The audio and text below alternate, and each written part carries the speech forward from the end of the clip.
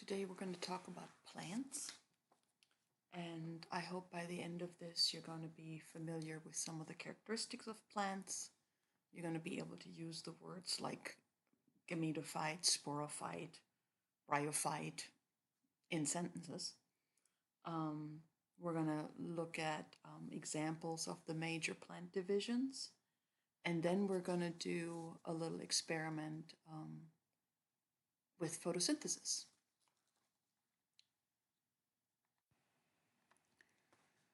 Some of the characteristics of plants are that they're eukaryotic, they're multicellular, most of them are photosynthetic, meaning that they use light and CO2 to synthesize their own food and oxygen. The equation, so they take CO2 and water plus light energy, and they produce sugars, and oxygen is a waste product. Plants are called autotroph, meaning self-feeder. And food plants provide us with carbohydrates, starches, and lipids. Most plants live on land, and there's a term that I want you to know. Land plants are called embryophytes. The cell walls of plants are made of cellulose, and if you remember, cellulose was basically this polysaccharide that was made of glucose. They were just put together in a way that we can't digest, but termites can. The other term that I want you to know at this point is the reproductive cells of plants are called gametes, and we're going to talk a lot about those in the next couple of slides. Your handout that you were given just lists the different plants. And one of the things I did, because I found it relatively difficult to figure out how they were all related to each other, in this slide I'm giving you basically how they're divvied up. So embryophytes, those are the land plants. All the plants we're looking at today are land plants. Now then you can divvy up the land plants, the embryophytes, into bryophytes, the non-vascular plants, and tracheophytes. We're going to look at one example of a bryophyte. Tracheophytes, we're going to look at a couple of different ones. So everybody else is a tracheophyte. We'll look at very simple tracheophytes at first. And then you can divvy the tracheophytes up into gymnosperms and angiosperms. Gymnosperms are the ones that have the naked seed, and angiosperms are they are included in a vessel. And then the angiosperms you can divvy up into monocots and dicots. So that means that like your monocots and dicots, all of them are angiosperms, but they're also tracheophytes and they're also embryophytes. All of that is part of their classification. Whereas the bryophytes are separate and a simpler version of a plant. And we'll go through all of them individually. Let's talk a little bit about plant reproduction, just to make sure that we know what the different terms are that I'm going to be mentioning in the next couple of slides. So a gamete, that's the reproductive cell. So in human cases, our gametes would be the sperm and the egg. In plants, gametangia produce the gametes. Now in humans, the sperm and the egg, they cannot live separately from the diploid body. So in plants, that's different. And that's why we call plants, why we say that plants have an alternating cycle of generations. There is oftentimes a haploid individual, which is called a gametophyte, that has one set of chromosomes, and it lives individually, separately from the diploid individual, which is called the sporophyte. And the diploid individual has a duplicated set of chromosomes. And I'll point out to you which plants and what parts of the plants are the haploid versus the diploid individual.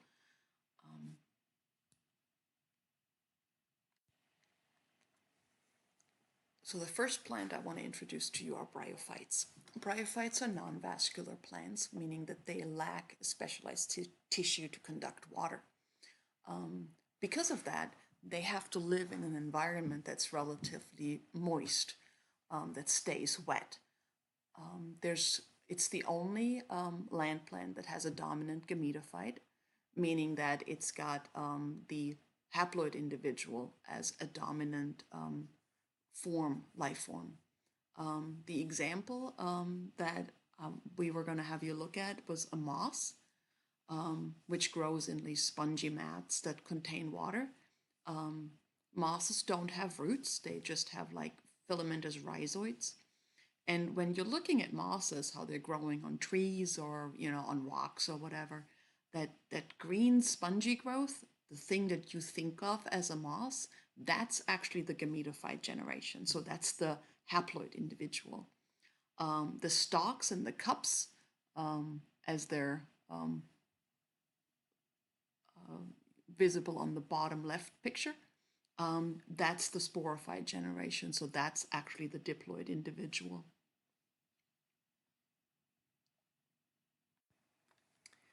Next, we'll get to the tracheophytes.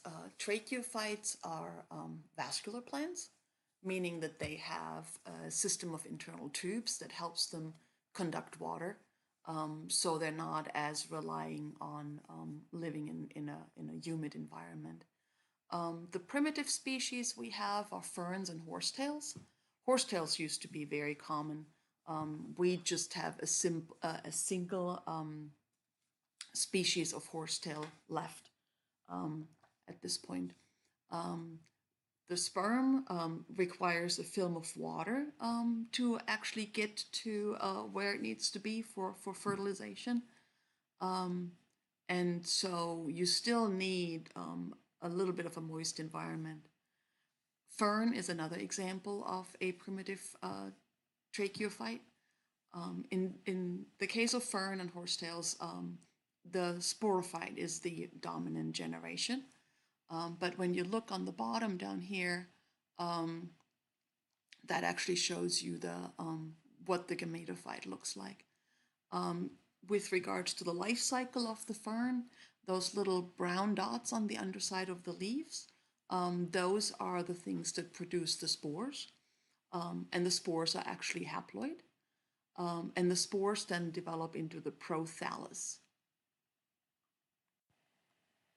Now, don't get scared looking at this picture. I don't want you to memorize this. I want you to just kind of get an impression of what this alternating cycle of generations looks like. So when you look at the prothallus, that's that heart-shaped thing on the top.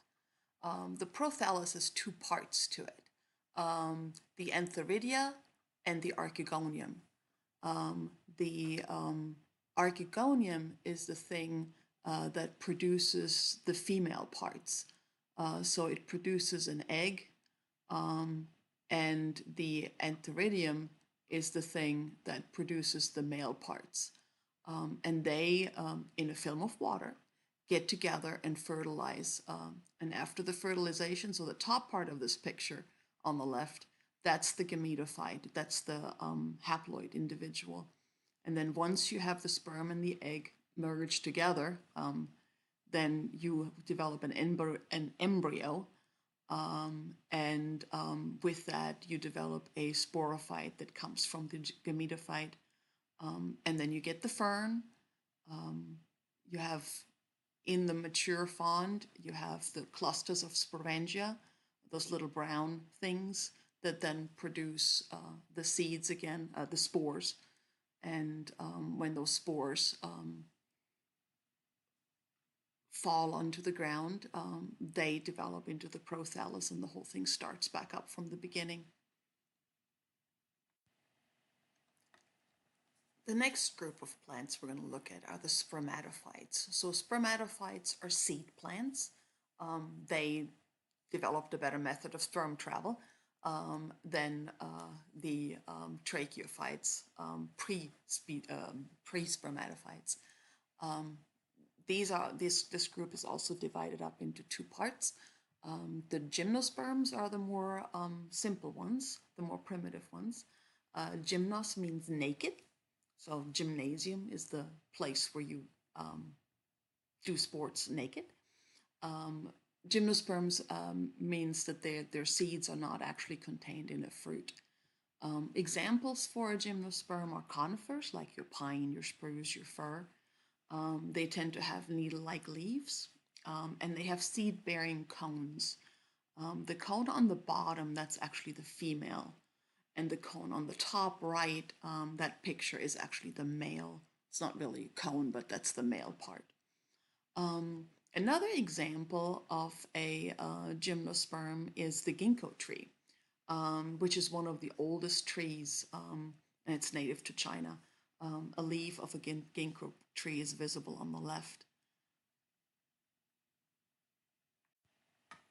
And here's another picture simply showing the alternation of generations. In this case, you've got the diploid organism on the top, the haploid organism on the bottom. So your sporophyte, the female and the male part, create micro versus megaspores that then are fertilized together and create a seed. The next set of spermatophytes we're looking at are the angiosperms. Those are your flowering plant. Now, the flowers are actually nothing more than complex reproductive structures. So that's really all they're there for. And the seed develops within the chamber of the fruit. Now, I really like, not all plants are like this, but I really like this example of the apple flower versus the apple, or as it develops into the apple, because you can absolutely see how, you know, these seeds on the left, how this pistil just basically gets expanded and it turns into a fruit.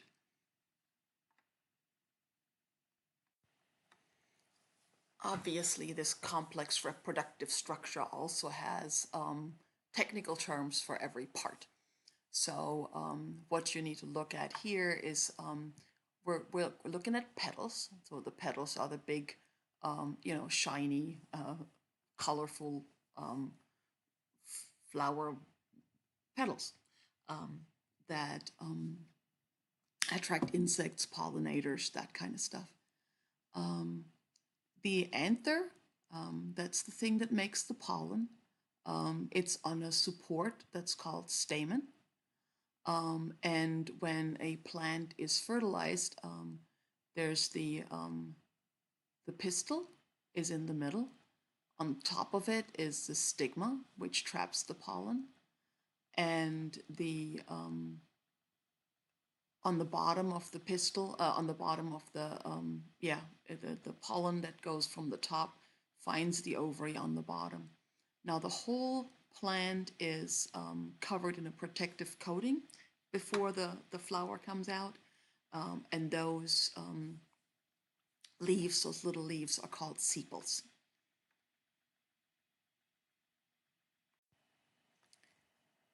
If you think human reproduction is difficult, just check out the plant reproduction of an angiosperm. So what you have here, you've got, you know, the stigma, and you've got the anther, and the anther, that's the male part, right? So on the right-hand side, you see what's happening with the anther. So you have a microspore, you get meiosis and mitosis happening. And then you end up with this pollen grain and this pollen tube that falls on top of the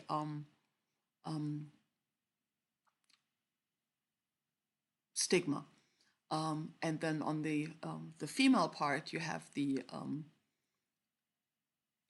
ovary, where you develop a macrospore, and you have a couple of divisions of meiosis and a little bit of mitosis, and then you've got complicated things that happen. But then those things finally get together and pollinate and fertilize, and then they turn into a seed, and the seed grows back into a plant. Again, I'm not expecting you to memorize this. I just want you to kind of get an impression of what this looks like. So with regards to angiosperms, we distinguish two types of angiosperms. We distinguish the more primitive monocots and the dicots. On this particular slide, the monocots are on the right. They tend to have, they're called monocots because they have one cotyledon when they first come out. Flowers are usually in multiples of three or multiples of three. They tend to have parallel veins. There's usually just one pore or furrow in the pollen grain, and the vascular bundles are evenly distributed in the stem. For the dicots, they have two cotyledons. Usually they have 4 or 5 floral parts. They have a net-like array of veins. They have 3 pores or furrows. And then the vascular bundles, they tend to be arranged in a more complicated, like a ring in the stem. Here are a couple of more things that distinguish the monocots from the dicots. An example for a monocot is corn, for example, and it's on the left. Dicot is a bean. So one of the things that's different about them too is their roots. The monocot tends to have a fibrous root versus the dicot that tends to have a taproot. This next picture just shows a collection of monocots and dicots. So your monocots are things like your iris, your corn, your wheat, your camas, and your trillium. Also your tulip and your daffodil, those are all monocots. Dicots are your water lily, your violet, your flowers, your sunflowers, your columbine, a lot of things like that. So this picture just shows you the difference between a taproot and a fibrous root, with the fibrous root being the monocot and the taproot being the dicot. Last but not least, in preparation for you being able to identify some plants next week, I want to give you an idea of some of the terms that are related to leaves. So on leaves, the big broad part, that's called the blade, and the veins on the blade have different names, right? So we've got veins, the midrib is in the middle, and then we've got veins that come out from that, and then small netted veins from there. When you're looking at the part that attaches the leaf to the branch, that section is called the petiole. And then you have these little tiny leaf-looking things that are right where the leaf comes out off the branch. That's called the stipules. And you got to pay close attention to the stipules because it's important for you to be able to distinguish whether you have a single leaf or a compound leaf. And we tend to struggle with that a little bit when it comes to the identification. But we'll go over that and hopefully it will all become very clear. So you've probably seen quite a few times where people have said things like, well, a tomato is a fruit and not a, yeah.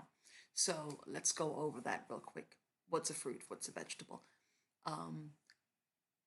According to Webster, the dictionary, a vegetable is a plant that's eaten whole or in part, raw or cooked, generally with a main entree or in a salad, but not as a dessert. The botanical definition is different. A vegetable is any edible non-fruit part of the plant, whereas the fruit is the ripened seed-bearing ovary formed by intimate sexual encounter between plants. So if it's got seeds, it's a fruit. So tomato is a fruit. So is a cucumber.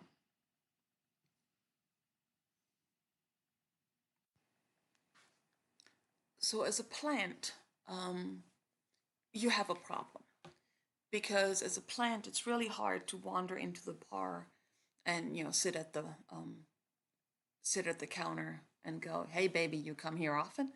A plant has to have fertilizers come to it. The other thing that a plant has a hard time with is trying to deposit the children elsewhere from where you were. Because if you deposit all your children next to you, they're going to crowd you out or take your light away from you if you're a tree. So plants have developed a number of different methods to either get fertilization to come to them and to get babies transported away from them. So this particular plant here is pretending to be something it's not. It's called mimicry. It's pretending to be a bee of some flavor, a wasp of some flavor.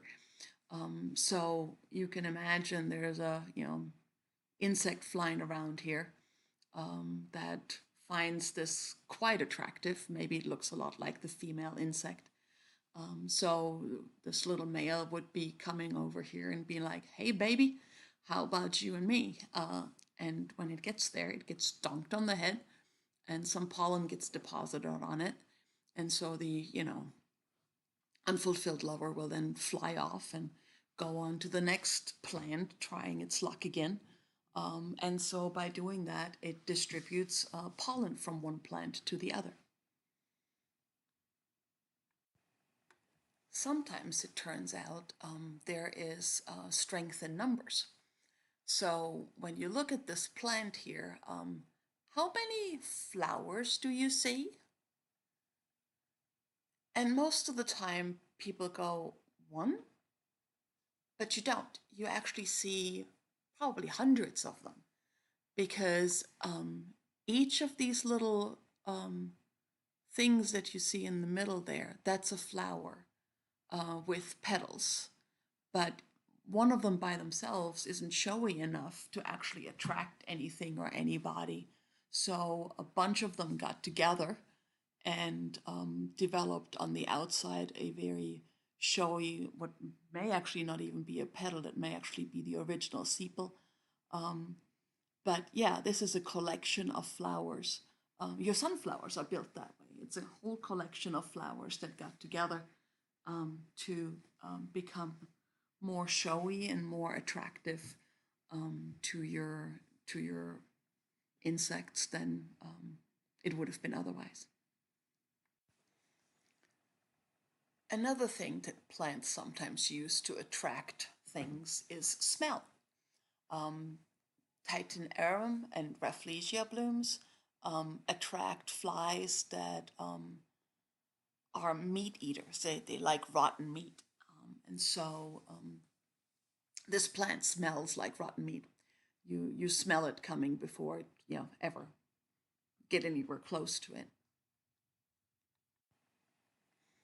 And then, of course, you have the carnivorous plants. On the left, you've got a Venus flytrap. And when a fly climbs into the Venus flytrap, those two arms will close onto the insect and will trap it. On the right, you have a pitcher plant, and a pitcher plant's pretty amazing too. So there's liquid inside of the pitcher plant, collects probably rainwater and stuff. But when an insect climbs in there, the pitcher plant, the lid on the pitcher plant actually closes, and there are hairs on the inside of the pitcher plant that face down. And so when the insect goes in, it can't come back out. And the plant uses digestive juices to then digest the insect and eat it.